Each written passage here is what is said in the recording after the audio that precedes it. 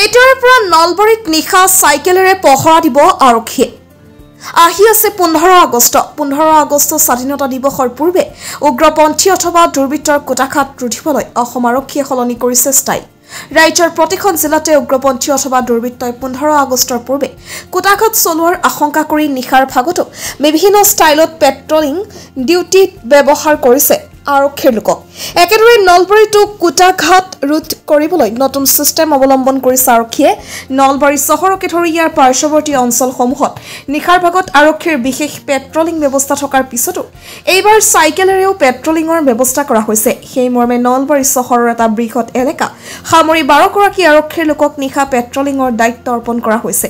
এই 12গৰাকী আৰক্ষীৰ লোকক আৰক্ষীৰ ফালৰ পৰা একোখনকৈ চাইকেল, টৰ্চ লাইট, ৰেইনকোট প্ৰদান কৰা হৈছে। দবাপিটা বৰষুণ আহিলেও এই 12গৰাকী আৰক্ষীৰ লোকে যাতে নিজৰ কৰ্তব্য সুচাৰুৰূপে পালন কৰিব পাৰে তাৰ প্ৰতি নজৰ ৰাখি নলবাৰী আৰক্ষীয়ে কালিৰে পৰা নিশাৰ পেট্ৰলিং ডিউটিত নিয়োগ কৰিছে।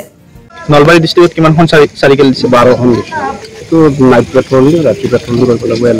আমাৰ দিছে গোপাল বজাৰৰ এলেকাটো টৰ্চ দিছে, ৰেইনকোট দিছে, ছাতি দিছে।